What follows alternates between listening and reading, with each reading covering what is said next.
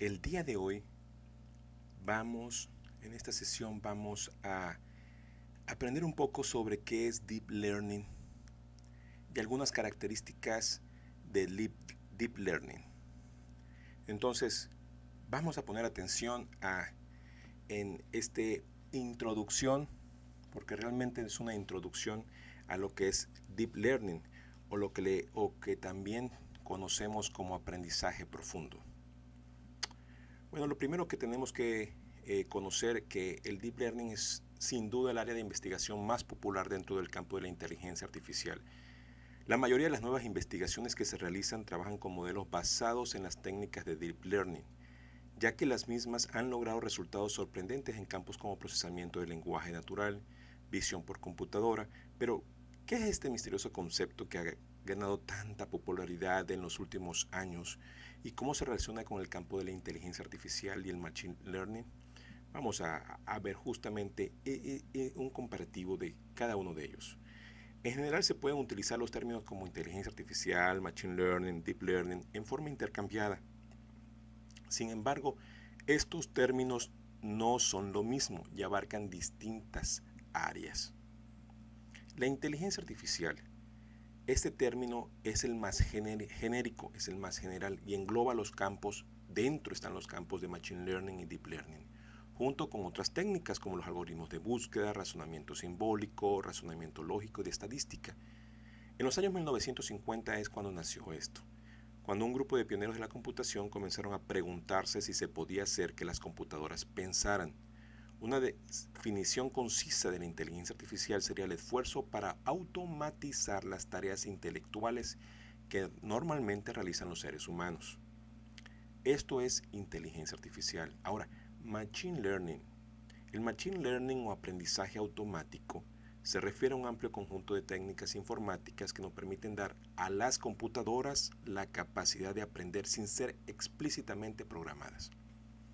Hay muchos tipos de diferentes algoritmos de aprendizaje automático, en los que se encuentran el aprendizaje por refuerzos, los algoritmos genéticos, el aprendizaje basado en reglas de asociación, los algoritmos de agrupamiento, los árboles de decisión, las máquinas de vectores de soporte y las redes neuronales. Actualmente los algoritmos más populares dentro de este campo, ¿de cuál campo? Del Machine Learning, son los de Deep Learning. Wow, yo creo que hasta aquí estamos entendiendo un poquito que Machine Learning está dentro de inteligencia artificial y que Deep Learning en cierta forma también depende de qué? De Machine Learning. Entonces, Deep Learning o aprendizaje profundo es un subcampo, es decir, es una subárea dentro del Machine Learning, el cual utiliza distintas estructuras de redes neuronales para lograr el aprendizaje de sucesivas capas de representaciones. Cada vez estas capas son más significativas de los datos. El profundo o deep en la palabra deep learning hace referencia a la cantidad de capas de representaciones que se utilizan en el modelo. En general se suelen utilizar decenas o incluso cientos de capas de representación, las cuales aprenden automáticamente a medida que el modelo es entrenado con los datos. Y vamos a ir aprendiendo un poquito más sobre esto. Fíjense, en esta imagen lo que quiero mostrar es exactamente entonces quién depende de quién. Deep Learning es un subcampo de Machine Learning y siendo Machine Learning un campo de inteligencia artificial. Así que Deep Learning es obviamente pertenece a inteligencia artificial y pertenece al área también del aprendizaje de máquina o Machine Learning. ¿Qué es el Deep Learning entonces? Deep Learning, antes de poder entender qué es, debemos en primer lugar conocer dos conceptos fundamentales. Uno es las redes neuronales artificiales y otro la propagación hacia atrás. Sin estos dos conceptos no podremos entender un poquito más lo que es el Deep Learning. Veamos primero lo que tiene que ver con redes neuronales. Las redes neuronales son un modelo computacional basado en un gran conjunto de unidades neuronales simples o neuronas artificiales, de forma aproximadamente análoga el comportamiento observado por los axones de las neuronas en los cerebros biológicos. Para esto, científicos se adentraron en la biología humana y en la anatomía humana para ver la parte fisiológica del comportamiento de las neuronas y pudieron de esta manera determinar la posible manera como el ser humano aprende o procesa la información a través de cada una de las neuronas, y es lo que se ha querido imitar a través de este estudio de redes neuronales, que es parte obviamente de la inteligencia artificial. Ahora, cada una de estas neuronas simples va a tener una forma similar al siguiente diagrama. Fíjense, yo quiero que ustedes se den cuenta aquí.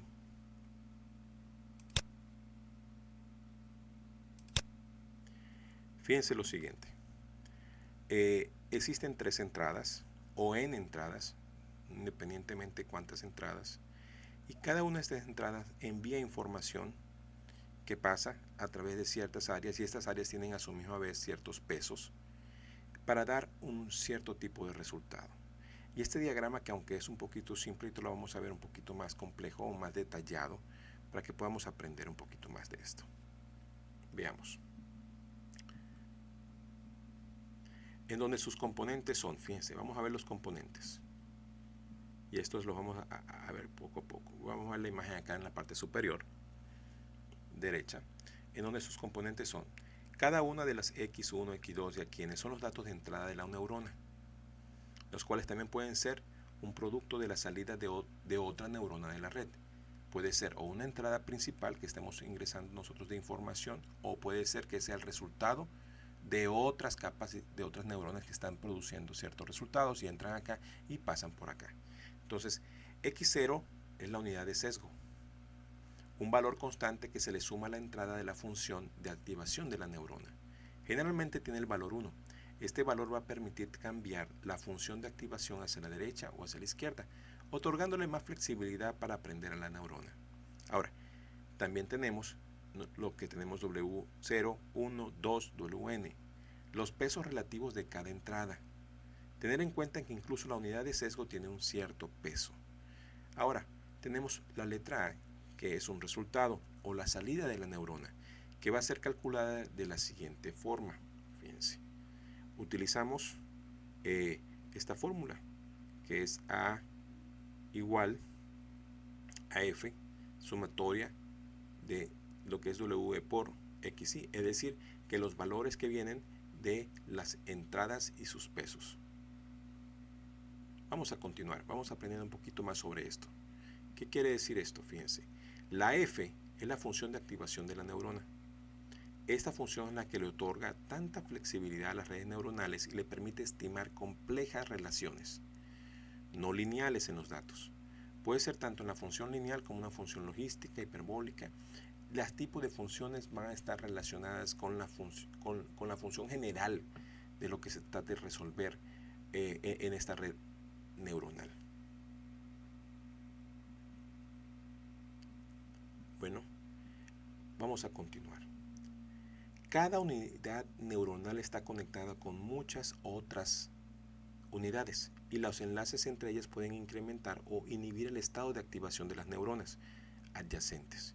Estos mismos, en los mismos sistemas, aprenden y se forman a sí mismos en lugar de ser programados de forma explícita, como ustedes pueden ver en la gráfica que se encuentra aquí en la mano derecha, y sobresalen en áreas donde la detención de soluciones o características es difícil de expresar con la programación convencional.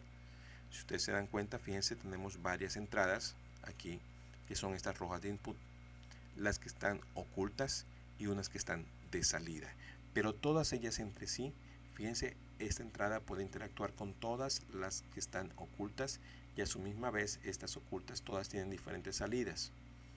¿Okay? Por eso existe esa interacción, recordando que todas estas que son entradas pueden ser que hayan sido salidas de otras capas, y ahorita vamos a ver lo que tiene que ver también con las capas. Eso es lo que tiene que ver con lo que tenemos que aprender para el Deep Learning en cuanto una pequeña introducción a lo que tiene que ver con redes neuronales. Ahora vamos a ver lo que es propagación hacia atrás. La propagación hacia atrás o backpropagation es un algoritmo que funciona mediante la determinación de la pérdida o error en la salida, y luego propagándolo de nuevo hacia atrás en la red. Es decir, que solamente viene, obtiene y ve que existe un error y reenvía otra vez la información tratando como de ir filtrando, fíjense, va actualizando para minimizar el error resultante de cada neurona. Este algoritmo es lo que les permite a las redes neuronales aprender. Es como tipo de filtro, va enviando información, vuelve, la reenvía para que se haga un filtro, de esta manera va limpiando la información resultante. Más o menos es así. Ahora miren, entonces, ¿cómo funciona el Deep Learning?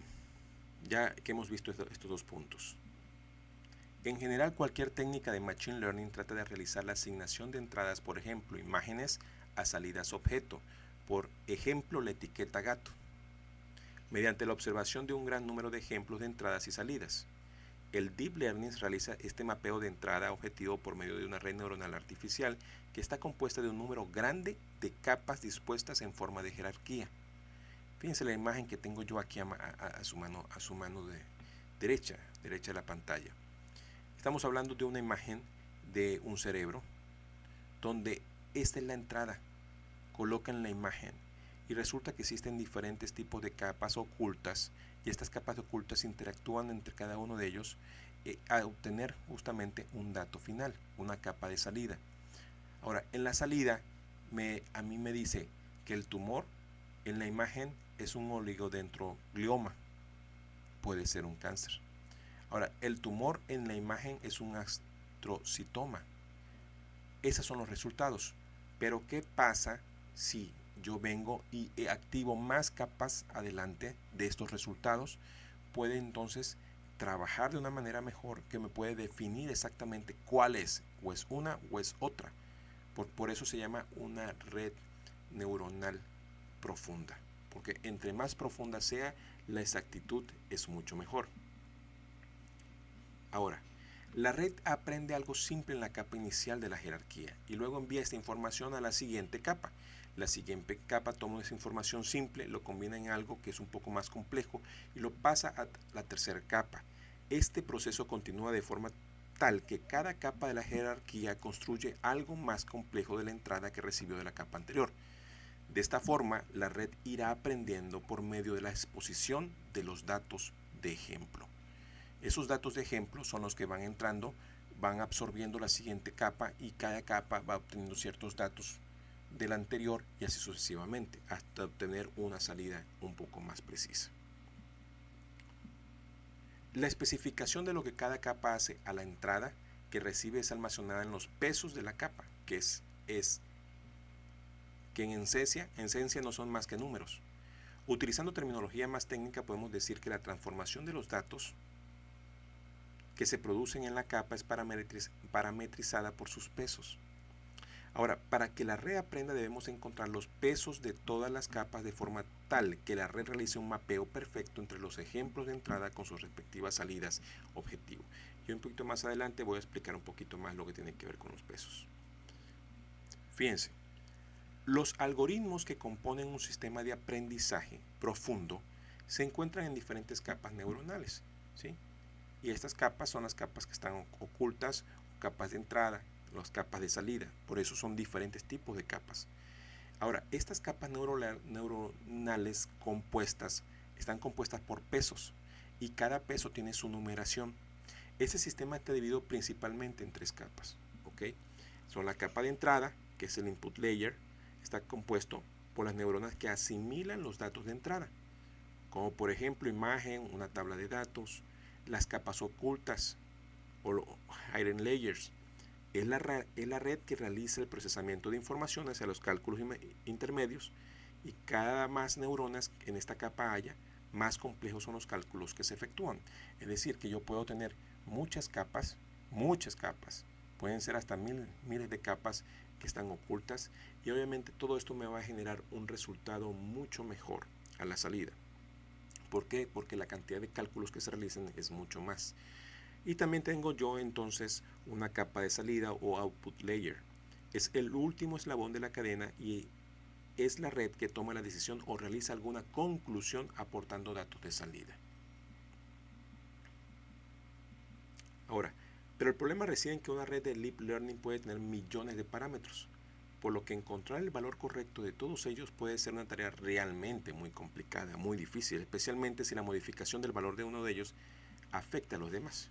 Ahora, les quiero mostrar a ustedes esta gráfica, que yo sé que con esta gráfica pudiéramos entender un poquito mejor cómo funciona esta red. Imagínense ustedes que están colocando una imagen en píxeles, obviamente, ¿sí? Si ustedes se dan cuenta, es una imagen en píxeles. ¿Y qué tipo de imagen es? Es un perrito. Ahora, al momento de yo ingresar esta imagen a mi red, ¿sí?, a mi sistema de algoritmos que es de Deep Learning, vamos a ver cómo funcionaría. A la capa 1, ¿sí?, se le da un píxel de valor, que son todos los píxeles que ocupan esta imagen. Ahora, existe otra siguiente capa, y esta siguiente capa identifica los bordes. Entonces, estamos teniendo los valores, que todos los píxeles que tienen la imagen.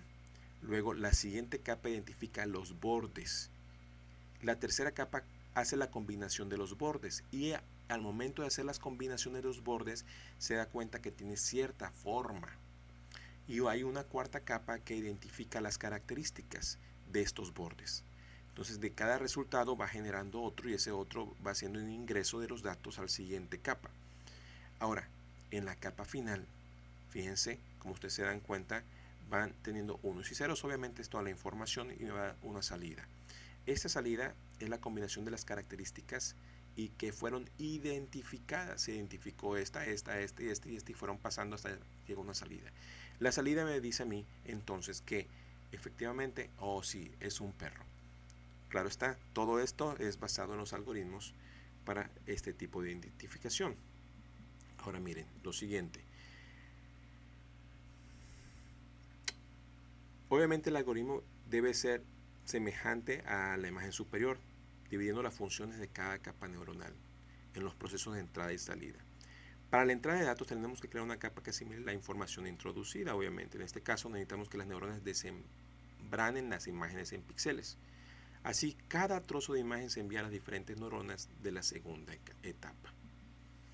Y así viene la siguiente etapa, que es la capa de segundo nivel. Tiene como objetivo procesar cada uno de los píxeles, delimitando los bordes dentro de los píxeles, separando los vectores dentro de los píxeles. Y en el tercer nivel, se combinarán los bordes para diseñar las formas, constituir cada uno de los objetos de la imagen. En la capa de cuarto nivel, en esta se utilizan los filtros del sistema para reconocer qué objetos son perros, cuáles no, o cómo pueden ser tener 4 patas, tener una cola, un hocico. Como por último, la capa 4 traspasa los datos a la última capa, la cual combina todas estas características, que es lo que yo les mencionaba hace un momento, y entonces reconoce, es un perro, o por medio de conclusiones parciales, es decir, este fragmento de información, es una cola de un animal, por lo tanto puede ser un perro. Si tiene 4 patas, si tiene características de perro, así hasta entregar todos los fragmentos de información a la capa de salida, que ésta ofrezca una conclusión. Por eso es que entre más capas, por eso se llama profundo, porque entre más profundidad de capas exista, la conclusión son más veraces. Creo que con esta información pueden ir ustedes comprendiendo. Entonces, a grosso modo, puede decirse que el Deep Learning funciona reduciendo errores y tratando de aumentar el intervalo de confianza. Si tuviéramos que basarnos solo en la segunda capa, se puede decir que el intervalo de confianza de que haya un perro es de 70%. Luego, si lo procesa la tercera capa, aumentaría hasta 70%, 77%, y así hasta reducir el margen de error casi a cero. Por eso, la cantidad de capas que puede existir. Ahora, cabe destacar que para que la máquina aprenda tiene que pasar por un proceso didáctico, el cual combina un aprendizaje supervisado. Un humano etiqueta en la imagen que es un perro, y un aprendizaje no supervisado, la máquina encuentra sus propios patrones para establecer relaciones a partir de los datos aportados. ¿Qué quiere decir esto? Que realmente la maquinaria que al principio necesita ser enseñada, no aprende necesariamente sola por sí. Puede ser que si no se le coloca nada sin supervisión, y aquí están los formatos de Deep Learning, lo que es supervisado y no supervisado. Y recuerden que esto también tiene que ver con Machine Learning, porque el Machine Learning, esta información proviene también del Machine Learning. Machine Learning también está el aprendizaje supervisado y no supervisado. Ahora, recuerden que Deep Learning también es parte de Machine Learning. Por eso encontramos nosotros estos conceptos de aprendizaje supervisado y aprendizaje no supervisado dentro de Deep Learning también. Entonces, porque el aprendizaje supervisado, el humano le dice, ¿sabes qué? Le da una muestra, una probadita. Esto es un perro. De esta manera, con ese identificador va aprendiendo, oh, es un perro. Ya lo tiene identificado cómo son los perros. Cualquier imagen que venga después va a analizarla para ver si tiene características y va entonces a aprender. Ahora, si no se le diera esta información al sistema de Deep Learning, entonces, que se llama aprendizaje no supervisado, la máquina encontraría sus propios patrones para establecer qué relaciones hay y qué características estaría sacando. A la final daría un resultado concluyente, digamos en esta capa 5, si fuera la opción que no fuera supervisado, y diría, ok, las características son estas. Quizás la información no fuera concluyente, pero daría suficientes características para nosotros más o menos entender qué puede ser lo que esté entrando, la información de entrada. Cada más cerca esté la neurona de la capa de salida, más entrenamiento supervisado requerirá para perfeccionarse. Esto ocurre debido a que las primeras capas tratan de procesar los datos de modo que se puedan reconocer objetos complejos. En cambio, las capas más profundas, que son las últimas, requieren de mayor atención humana, ya que los cálculos son cada vez más complejos. A la primera vista, tanto Machine Learning y Deep Learning, fíjense esto, son ramas tremendamente parecidas. Y no de extrañar, ya que el aprendizaje profundo forma parte obviamente del aprendizaje automático. Ahora, la principal distinción de Deep Learning se establece por su estructura y procesamiento de la información, el cual imita las redes neuronales del cerebro humano. Y esto es prácticamente una de las grandes características del Deep Learning, donde una señal de entrada es procesada y tramitada por ciertas neuronas entrelazadas entre capas para extraer cierta conclusión. Así que por eso podemos ver una imagen como esta, ejemplo de nuestros objetivos. Ahora tiene cierta cantidad de pesos las entradas y podemos tener cierta transformación en las capas y podemos tener salidas y una predicción. ¿Ok? Ahora miren lo siguiente. El problema reside en que una red de deep, para poder controlar algo, en primer lugar debemos poder observar. En ese sentido, para controlar la salida de la red neuronal, deberíamos poder medir cuán lejos está la salida que obtuvimos en la que se esperaba obtener. Este es el trabajo de la función de pérdida de la red. Esta función toma las predicciones que realiza el modelo y los valores objetivos, lo que realmente esperamos que la red produzca. Nosotros esperamos que sea algo de cierta manera y entonces tenemos que prácticamente hacer todo el muestreo y tratar de que esa función de salida sea lo que nosotros esperamos y calcular cuán lejos estamos de ese valor. Ahora, de esta manera podemos capturar qué tan bien está funcionando el modelo para el ejemplo específico o especificado. El truco fundamental del Deep Learning es utilizar el valor que nos devuelve esta función de pérdida para retroalimentar la red y ajustar los pesos. Por eso existe una entrada, existe una salida y los pesos que se van a ir colocando en las capas. Estos pesos son los que nos van a ayudar prácticamente a reducir la pérdida del modelo para cada ejemplo. Y al momento que nosotros vamos viendo el resultado, puede ir cambiando los pesos. ¿Qué es más importante o qué capa hay que colocarle mayor peso de trabajo? Este ajuste es el trabajo de optimizar prácticamente cada capa, el cual implementa la propagación hacia atrás. Esto es parte de la propagación hacia atrás que hablamos hace unos momentos. ¿Sí? Entonces el Deep Learning funciona y utiliza por eso es importante conocer cuáles eran las redes neuronales, porque el Deep Learning utiliza redes neuronales y también utiliza la propagación hacia atrás. ¿Para qué? Para que los resultados sean más verídicos. Fíjense, más o menos aquí en esta gráfica podemos ver cómo funciona. Tenemos la entrada y tenemos las capas. Las capas tienen diferentes pesos. Ese tiene su peso, que son pesos que son numerados.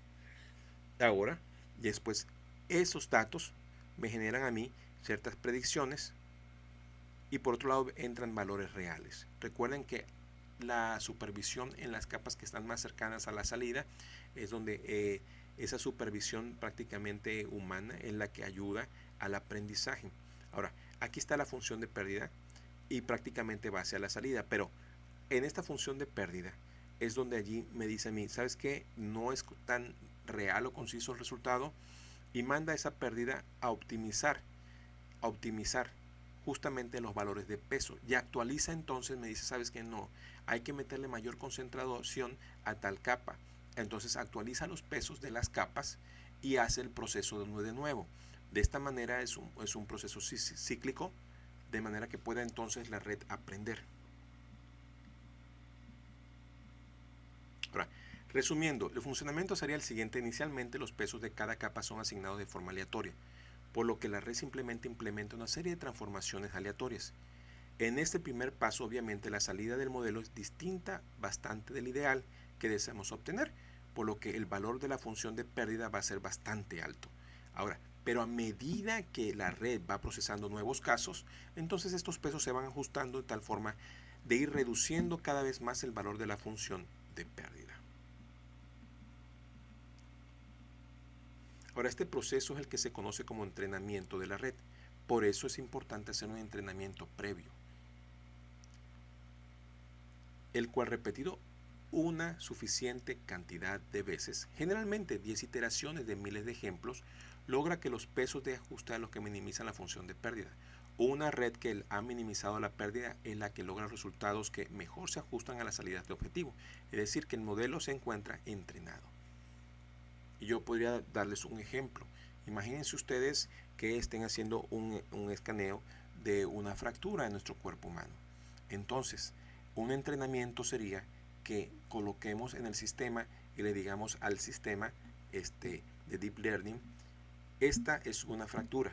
Y le mostremos una fractura, le mostramos otro tipo de fractura en el cuerpo a través de diferentes ejemplos de imágenes de rayos X, y puede ser que tengamos que meterles 10.000 tipos de imágenes hasta que cuando metamos una 10.001 inmediatamente reconoce que es una fractura o una cisura, ¿sí? O un tipo de fractura, porque existen diferentes tipos de fracturas, y ya el sistema identifique, ya para el siguiente y las siguientes veces que se colocan al sistema, identifique en forma automática y diga ese tipo de fractura con esas características y todo, y ya porque hubo un entrenamiento previo de la red.